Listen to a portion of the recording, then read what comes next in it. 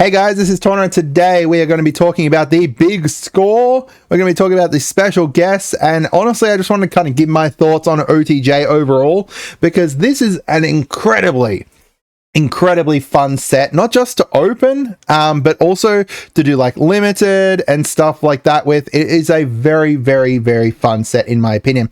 I went to my pre-release here on Saturday, and I was using a Rakdos kind of deck built around thieving and crimes and mercs and stuff like that. And I had Laughing Jasper Flint out at one point, and he's, exiling 5 cards, 6 cards, 7 cards off the top of the opponent's deck at the start of my upkeep. They didn't have any removal because, hey, look, I've just milled your removal and I can cast it myself. There was just so much really fun stuff throughout the set, whether it's, as I said, Laughing Jasper Flint, and then I had, Tiny Bones, and there's just I came up against some really interesting uses for the mounts, and there was just a lot of really great stuff. That's and that was just like the base set. When you count in like the stuff like the big score and the special guests and stuff like that, I think this set is honestly just going to be one of my favorite sets of all time. I think Ixalan was like the last really great set for me, which not that long ago, but I that's because mostly I just love the characters in it, and I love the different tribals and stuff in it. But this set here is just going to be, honestly, I think one of the most fun sets to open that probably has ever existed. So we're going to start with talking about the big scorecards. So between the big scorecards and the special guests, these essentially take up the list slot in it. You have a chance of getting one of these. These are all mythic ones, and a lot of them kind of, are going to find uses in different areas. It's really kind of interesting to kind of see how people go about utilizing these cards and everything, but the big score, essentially, as I said, like the big score is like an aftermath style set that was cut down to 30 cards, and then those 30 cards were shoved within the list slot. And then the other thing that you can get in the list slot is the new special guests. So there's 10 special guests here that are all cards that are decent, like they're decent choices. There's some that are not as great, but overall, like it's just a very fun set to open and to play limited and sealed with. So let's have a look and go through these. I've basically chosen like the top 10 here for it. So the Sword of Wealth and Power, insanely great card, right? Protection from instants and sorceries.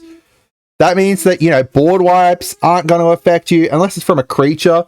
An instant, you're not going to be able to be spot removed or anything like that. When you attack, you get to create a treasure. And then when you next cast an instant or sorcery, this spell this turn, copy that spell. You may choose new targets for that copy. That is crazy. Like, this is crazy. This is crazy. And this is crazy.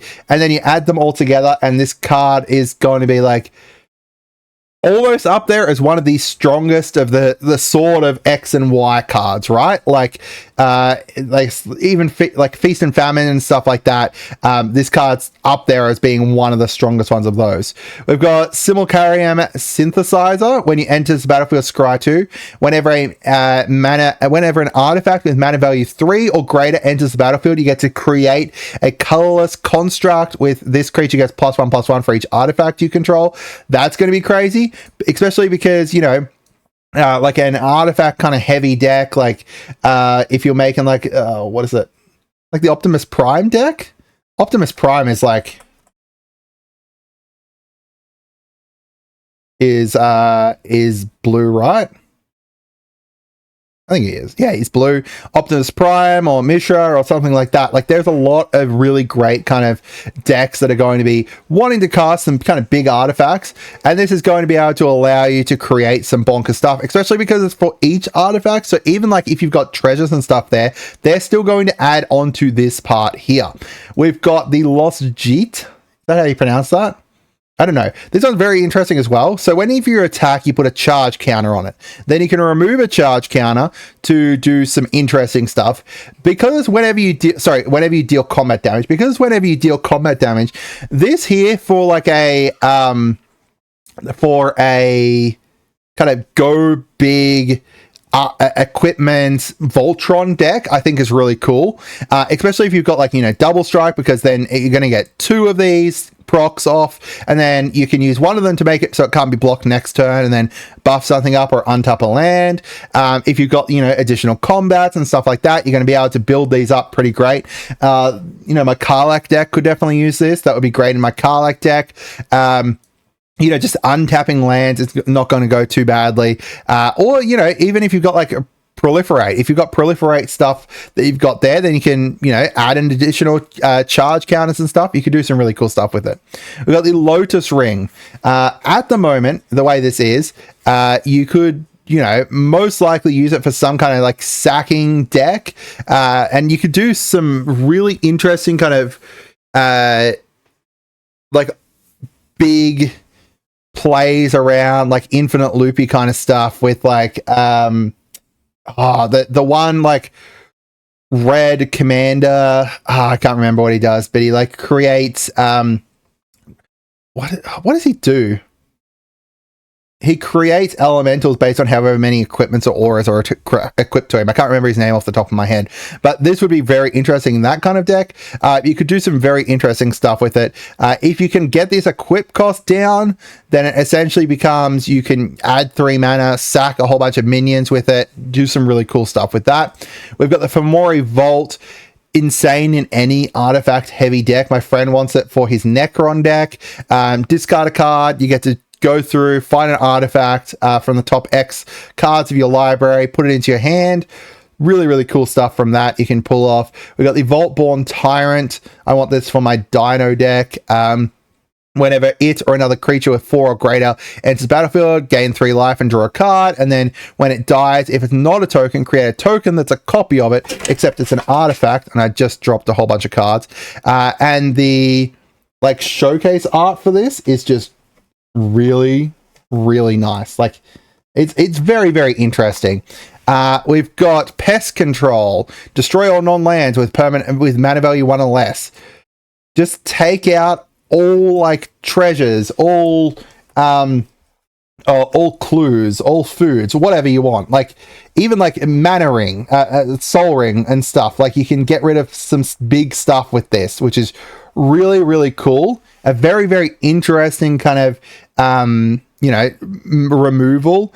Unfortunately, you know, it's going to be a bit more niche because, you know, but then again, treasures and clues and foods and stuff like that are going around so much that it's going to be really useful. We've got Harvester of Misery. When it enters the battlefield, other creatures get -2/-2. So kind of board wipey kind of thing against, you know, a whole bunch of minions and stuff. And then you can discard it to give just a target creature -2/-2. So if you've got a way to be able to bring it back from the graveyard, you discard it, then you bring it back with this, which is probably the best way to be able to use it. Discard it and then bring it back. Yeah, I'd say that, but instead of paying like, you know, 5 for it. We've got the Esoteric Duplicator. Whenever you sacrifice it or another artifact, you can pay 2. If you do at the beginning of your next end step, create a token that's a copy of that artifact. That's insane. That's insane. There's so much cool stuff you can pull off with this. And then you can also sack it to draw a card. So what? You pay 2, sack it, then you can pay 2 to create a token that's a copy of it. So that would be 4 for a repeatable draw card. Probably not worth it to do that, but, you know, other artifacts, definitely going to be worth it. And then finally, we've got Mr. Gremlin himself, Loot, the key to everything. I don't think that, you know, Loot's going to be insanely great as a commander in the 99, sure, but I am actually going to be building a deck around him because I love him. However, if you look at the like raised foil version of him, God, $182.